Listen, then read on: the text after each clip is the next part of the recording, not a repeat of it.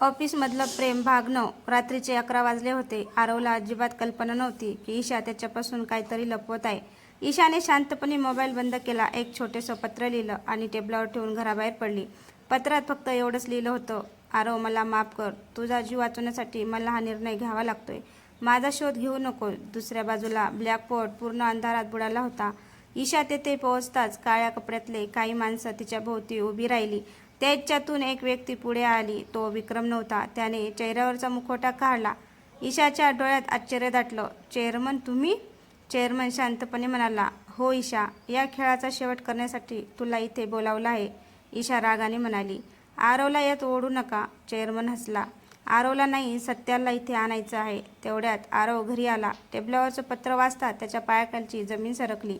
नाही ईशा. तो ताबडतोब रोहन आणि इन्स्पेक्टर अनिकेतला फोन करू लागला.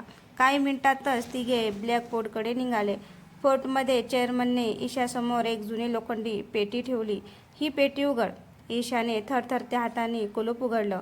आत जुन्या फोटोचा गट्टा, काही कागदपत्र आणि एक छोटासा सोन्याचा लॉकेट होता. ईशाने लॉकेट उघडलं. आत 2 लहान मुलांचा फोटो होता, एक मुलगी आणि एक मुलगा. ईशा हादरली. हा मुलगा कोण आहे? चेअरमनच्या डोळ्यात पाणी आलं. तो हळू आवाजात म्हणाला, तो मुलगा आरव आहे. ईशा स्तब्ध झाली. म्हणजे मी आणि आरव? चेअरमन पुढे म्हणाला, घाबरू नकोस. तुम्ही बहीण भाऊ नाही, पण तुमच्या दोघांच्या भूतकाळात एक असं रहस्य दडलं आहे जे तुम्हाला आजवर कोणीच सांगितलं नाही. तेवढ्यात फोर्टच्या बाहेर जोरदार स्फोट झाला. धाड. आरव फोर्टमध्ये धावत शिरला, पण त्याच्यासमोर उभा होता विक्रम आणि त्याच्या हातात पुन्हा एकदा बंदूक होती. फोर्टमध्ये धावत आलेल्या आरवसमोर विक्रम बंदूक रोखून उभा होता. एक पाऊलही पुढे टाकू नकोस. विक्रम गुरगुरला. ईशा घाबरून ओरडली, आरव नाही, त्यांचं ऐकू नकोस. आरव शांतपणे विक्रमच्या डोळ्यात पाहत म्हणाला, खेळ खूप झाला विक्रम, आता सगळं संपव. विक्रम मोठ्याने हसू लागला. संपवायचं? अजून तर खरी सुरुवात आहे. त्याने चेअरमनकडे पाहत विचारलं, त्यांना सत्य सांगितलंस का? चेअरमन काही बोलणार इतक्यात धाड. विक्रमने छताकडे गोळी झाडली. संपूर्ण फोर्टमध्ये धूळ पसरली. त्या गोंधळात विक्रमने ईशाला पकडलं आणि तिच्या गळ्याला चाकू लावला. आरव, बंदूक खाली ठेव. आरवने क्षणाचाही विचार न करता बंदूक खाली ठेवली. ईशाच्या डोळ्यात अश्रू होते. माझ्यासाठी स्वतःचा जीव धोक्यात घालू नकोस. विक्रम हसत म्हणाला, हेच तर प्रेम असतं. तेवढ्यात चेअरमनने जोरात ओरडलं, विक्रम, तू अजूनही सत्य लपवतोयस. विक्रम काही क्षण शांत झाला. कोणतंही सत्य? चेअरमनने आरवकडे पाहिलं. आरव, तुझ्या वडिलांचा मृत्यू अपघात नव्हता. त्यांनी स्वतःचा जीव वाचवण्यासाठी पळ काढला नव्हता. त्यांनी तुला वाचवण्यासाठी स्वतःचा जीव दिला होता. आरवच्या डोळ्यातून अश्रू वाहू लागले. बाबा. तेवढ्यात रोहन आणि इन्स्पेक्टर अनिकेत कमांडोसह फोर्टमध्ये दाखल झाले. कोणीही हलू नका. अनिकेत ओरडले. विक्रमने चिडून ईशाला ढकललं आणि धावत मागच्या गुप्त बोगद्यात शिरला. आरव त्यांच्या मागे. रोहन ओरडला. आरव आणि कमांडो त्यांच्या मागे धावू लागले. बोगद्याच्या शेवटी एक मोठा लोखंडी दरवाजा होता. विक्रमने तो उघडला आणि आतलं दृश्य पाहून आरव थपकला. भिंतीवर शेकडो फोटो लावलेली होती. त्यात आरव, ईशा, रोहन, चेअरमन, विजय देशमुख आणि अगदी लहानपणापासूनचे त्यांचे प्रत्येक हालचालीचे फोटो होते. मध्यभागी स्क्रीन लागली. त्यावर एक अनोळखी व्यक्ती दिसली. तो शांतपणे हसत म्हणाला, विक्रम फक्त माझ्यासाठी काम करत होता. आता खरी भेट माझ्याशी होईल. आरव स्क्रीनवरील अनोळखी व्यक्तीचं हसू पाहून आरवचा संताप अनावर झाला. तू कोण आहेस? तो मोठ्याने ओरडला. त्या माणसाने शांतपणे उत्तर दिलं, माझं नाव जाणून घेण्याची तुला घाई आहे, पण अजून तुझी परीक्षा संपलेली नाही. त्याने एका बटनावर क्लिक केलं. क्षणात संपूर्ण खोली लाल दिव्यांनी उजळली. यांत्रिक आवाज संपूर्ण बोगद्यात घुमू लागला. रोहन घाबरून म्हणाला, आरव फक्त 10 मिनिटं आहेत. हा बोगदा उडणार आहे. इन्स्पेक्टर अनिकेत कमांडोंना ओरडले, सगळे लोक बाहेर काढा. पण आरवची नजर एका काचेच्या खोलीकडे गेली. त्या खोलीत एक वृद्ध माणूस साखळदंडाने बांधलेला होता. तो अशक्त आवाजात म्हणाला, आरव मला वाचव. ईशा आश्चर्याने म्हणाली, हे कोण आहेत? चेअरमनचा चेहरा फिकट पडला. तो थरथरत्या आवाजात म्हणाला, हे रघुनाथ देशमुख, विजय देशमुखांचे मोठे भाऊ. आम्हाला वाटलं होतं ते 20 वर्षापूर्वीच मरण पावले. आरव क्षणाचाही विलंब न करता काचेची खोली फोडू लागला. रोहन ओरडला, आरव वेळ नाही. पण आरव थांबला नाही. शेवटी काच फुटली. त्याने रघुनाथ देशमुखांना बाहेर काढलं.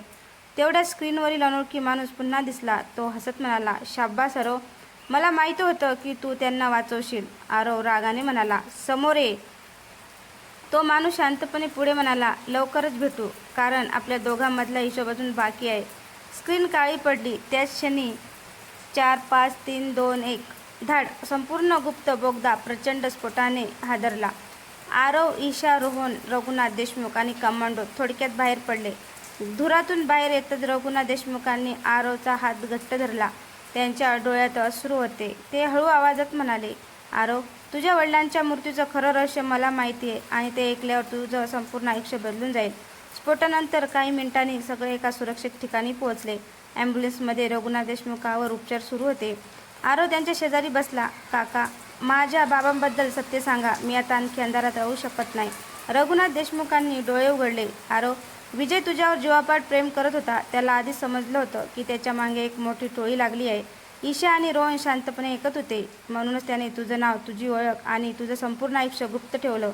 आरवच्या डोळ्यात अश्रू आले. म्हणजे बाबांनी मला सोडलं नव्हतं? नाही, रघुनाथ हसत म्हणाले. त्यांनी तुला वाचवलं. इतक्यात त्यांनी आपल्या गळ्यातील एक जुनी चावी काढली. ही चावी घे. आरवने ती हातात घेतली. ही कोणत्या कुलपाची आहे? रघुनाथ म्हणाले. आपल्या जुन्या वाड्यात एक गुप्त खोली आहे. त्या खोलीत विजयने शेवटच्या दिवशी एक डायरी आणि काही पुरावे लपवले होते. इन्स्पेक्टर अनिकेत लगेच म्हणाले. मग आपण लगेच तिथे जाऊया. रात्री उशिरा सगळे देशमुखांच्या जुन्या वाड्यात पोहोचले. वाडा पूर्णपणे ओस पडला होता. धुळीने झाकलेले दरवाजे, तुटलेल्या खिडक्या आणि भयानक शांतता. आरवने चावी कुलपात फिरवली. कडक. गुप्त दरवाजा हळूहळू उघडला. आत एक लहानशी खोली होती. मध्यभागी एक लाकडी टेबल, त्यावर एक डायरी आणि तिच्या शेजारी एक व्हिडिओ कॅसेट. आरवने डायरी उघडली. पहिल्याच पानावर विजय देशमुखाच्या हस्ताक्षरात लिहिलं होतं, प्रिय आरव, जर तू ही डायरी वाचत असेल तर याचा अर्थ मी या जगात नाही, पण माझा खून ज्याने केला तो आजही जिवंत आहे. हे वाचताच सगळ्यांच्या अंगावर शहारे आले. तेवढ्यात वरच्या मजल्यावरून कोणाच्या चालण्याचा आवाज आला. टक टक टक.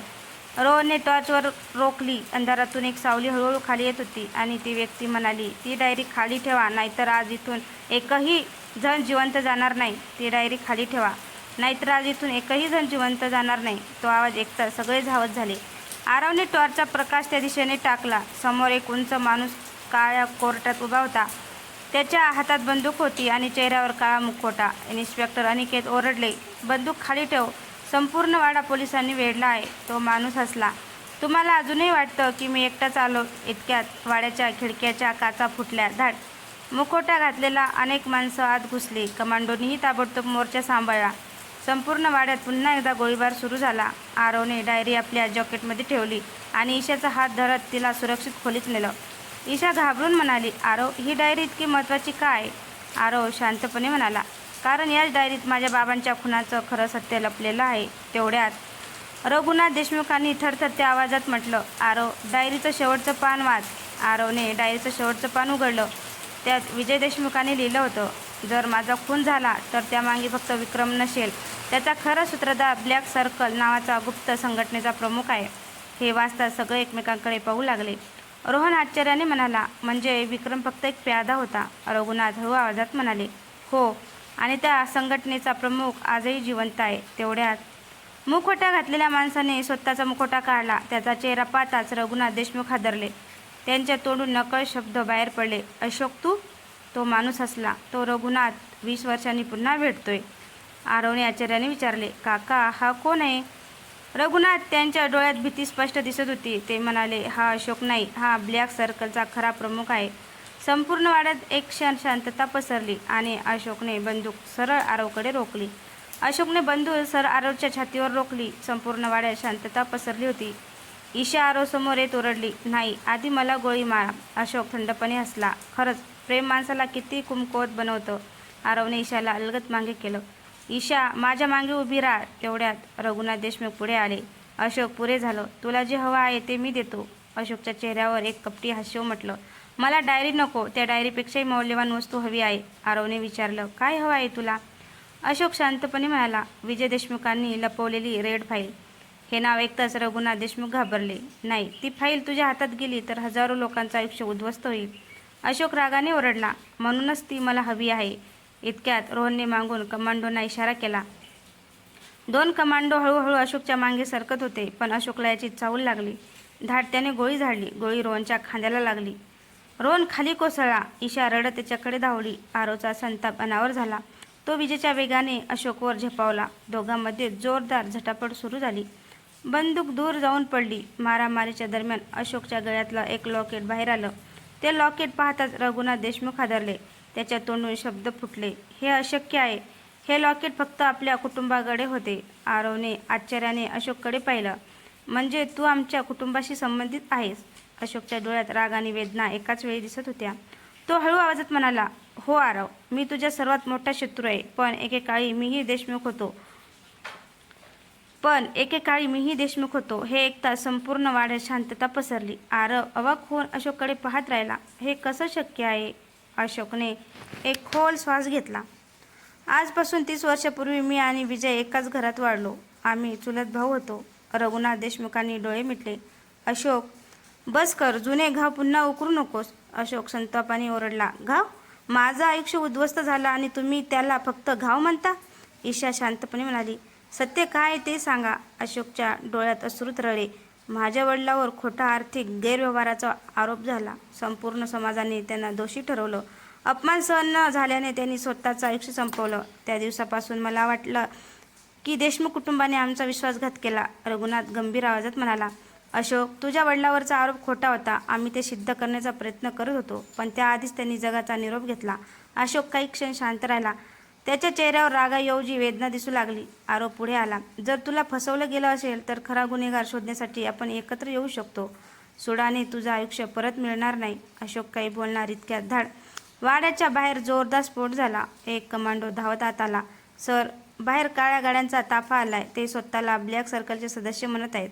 अशोकच्या चेहऱ्यावर पहिल्यांदाच भीती दिसली. तो हळू आवाजात म्हणाला, नाही, ते माझ्यासाठी आले आहेत.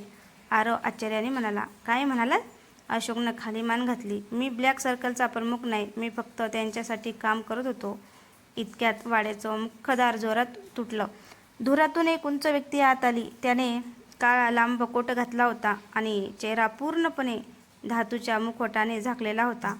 त्याचा आवाज संपूर्ण वाड्यात घुमला. अशोक, तू अपयशी ठरलास. आता हा खेळ मी स्वतः संपणार. आरवने त्या अनोळखी व्यक्तीकडे पाहिला आणि त्याला जाणवलं, आत्तापर्यंतचा प्रत्येक शत्रू फक्त या एका माणसाच्या इशाऱ्यावर चालत होता. वाड्याचं मुख्य दार तुटलं. धुरातून काळा लांब कोट घातलेली ती रहस्यमय व्यक्ती आत आली. त्याच्या चेहऱ्यावर धातूचा मुखवटा होता. सगळीकडे भीतीचं वातावरण पसरलं. अशोक 2 पाऊल मागे सरकला. सर, मी अजून एक संधी मागतो. त्या व्यक्तीने थंड आवाजात उत्तर दिलं. ब्लॅक सर्कलमध्ये अपयशाला माफी नसते. क्षणात त्यांच्या मागून 10-12 सशस्त्र माणसं आत घुसली. इन्स्पेक्टर अनिकेत ओरडले. सगळे सावध. कमांडोने मोर्चा सांभाळला, पण त्या व्यक्तीने हात वर करताच त्याचे सगळे माणसं जागेवरच थांबले. तो आरव समोर आला. तू आरव आहेस? आरव निर्धाराने म्हणाला, हो. आणि तू कोण? तो हलकासा हसला. माझं नाव जाणून घेण्याची तुझी वेळ अजून आलेली नाही.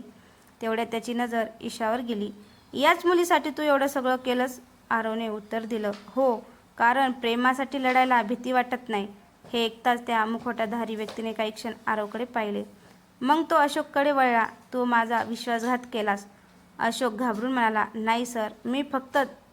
गोळीचा आवाज घुमला. अशोकच्या छातीत गोळी लागली. तो खाली कोसळला. मरण्याआधी त्याने आरवचा हात घट्ट पकडला. आरव, रेड फाईल जुन्या रेल्वे स्थानकाच्या लॉकर्समध्ये आहे. Locker number 721. हे बोलून अशोकने शेवटचा श्वास घेतला. सगळे हादरले. त्या मुकुटाधारी व्यक्तीने हसत टाळ्या वाजवल्या. आता ती फाईल शोधून दाखव आरव. तेवढ्यात त्याने आपल्या घड्याळावर एक बटन दाबलं.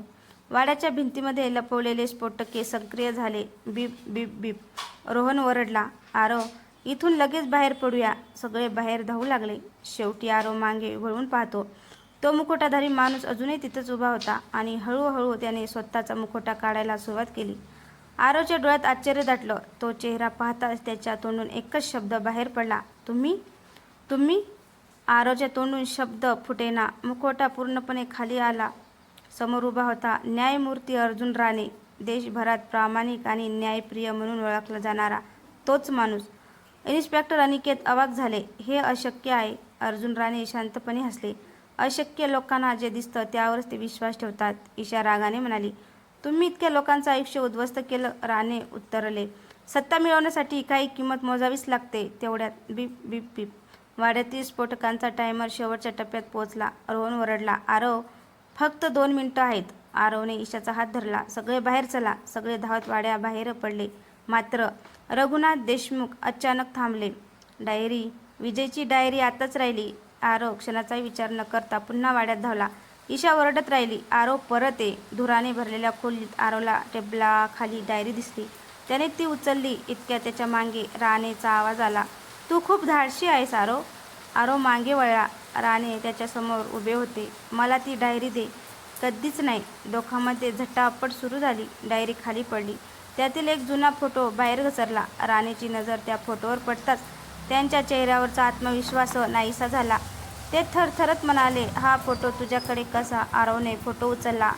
त्यात विजय देशमुख, रघुनाथ देशमुख आणि एक लहान मुलगा होता. त्या मुलाच्या मागे उभा असलेला तरुण तोच अर्जुन राणे होतात. आरव आश्चर्याने विचारलं, म्हणजे तुम्ही बाबांना आधीपासून ओळखत होतात? राणे काही बोलणार इतक्यात धाड संपूर्ण वाडा प्रचंड स्फोटाने हादरला. धुरांचा ढग सर्वत्र पसरला. धूर निवळल्यानंतर आरव बाहेर पडला, पण अर्जुन राणे कुठेच दिसत नव्हते. त्या क्षणी आरवच्या मोबाईलवर एक मेसेज आला. रेड फाईल मिळवायची असेल तर उद्या सकाळी 8 वाजता जुन्या रेल्वे स्थानकावरील लॉकर क्रमांक 721 उघड. पण लक्षात ठेव, तुझ्या आधी मी तिथे पोहोचेन. सकाळचे बरोबर 8 वाजले होते. जुन्या रेल्वे स्थानकावर धुक्याची चादर पसरली होती. आरव, ईशा, रोहन, इन्स्पेक्टर अनिकेत आणि कर्नल आदित्य सावधपणे आत शिरले. आरवच्या हातात लॉकरची चावी होती. तो लॉकर क्रमांक 721 समोर थांबला. सगळे सावध राहा, अनिकेत हळू आवाजात म्हणाले. आरवने चावी फिरवली. क्लिक. लॉकर उघडलं. आत एक लाल रंगाची फाईल, एक पेनड्राव आणि विजय देशमुखाचे हस्ताक्षर असलेले पत्र होतं. आरवने पत्र उघडलं. त्यात लिहिलं होतं, प्रिय आरव, ही रेड फाईल चुकीच्या हातात गेली तर हजारो निष्पाप लोकांचं आयुष्य उद्ध्वस्त होईल. म्हणून ती फक्त सत्यासाठी वापर. तेवढ्यात स्थानकाचा वीज पुरवठा अचानक बंद झाला. सगळीकडे अंधार पसरला. काही सेकंदांनी धाड गोळीबार सुरू झाला. कवर घ्या, कर्नल आदित्य ओरडले. मुखवटा घातलेले काही हल्लेखोर चारही बाजूने आत घुसले. आरवने रेड फाईल आपल्या बॅगेत ठेवली. रोहन आणि कमांडो हल्लेखोरांना रोखत होते. तेवढ्यात एक काळा धूर पसरला. धूर निवळल्यानंतर आरवने पाहिलं, ईशा गायब होती. ईशा? तो तिचं नाव घेत धावत सुटला. रेल्वे स्थानकाच्या शेवटच्या प्लॅटफॉर्मवर त्याला ईशा दिसली. तिच्या मागे अर्जुन राणे उभे होते. त्यांच्या हातात बंदूक होती. आरव, ईशा ओरडली. राणे शांतपणे म्हणाले, रेड फाईल मला दे, नाहीतर ईशाला वाचवू शकणार नाहीस. आरव काही क्षण विचारात पडला. त्याने बॅगेतून रेड फाईल बाहेर काढली. ईशा डोळ्यात पाणी आणून म्हणाली, नको आरव, त्या फाईलमध्ये तुझ्या बाबाचं स्वप्न आहे. आरवने फाईलकडे पाहिलं आणि मग राणेकडे. तो हळूच हसला. तुम्हाला वाटतं मी इतका भोळा आहे? राणेच्या चेहऱ्यावर प्रश्नचिन्ह उमटलं. आरवने फाईल हवेत फेकली. राणेने ती पकडली, पण पुढच्या क्षणी कर्नल आदित्य ओरडले, आरवने खरी रेड फाईल आधीच सुरक्षित ठिकाणी ठेवली आहे. ती फक्त बनावट फाईल होती. हे ऐकताच अर्जुन राणेच्या चेहऱ्यावरचा रंग उडाला आणि त्या क्षणी प्लॅटफॉर्मवरून एक एक्सप्रेस ट्रेन भरधाव वेगाने येताना दिसली. राणे मागे सरकले. त्यांचा तोल गेला आणि ते थेट रेल्वे रुळांकडे झुकू लागले.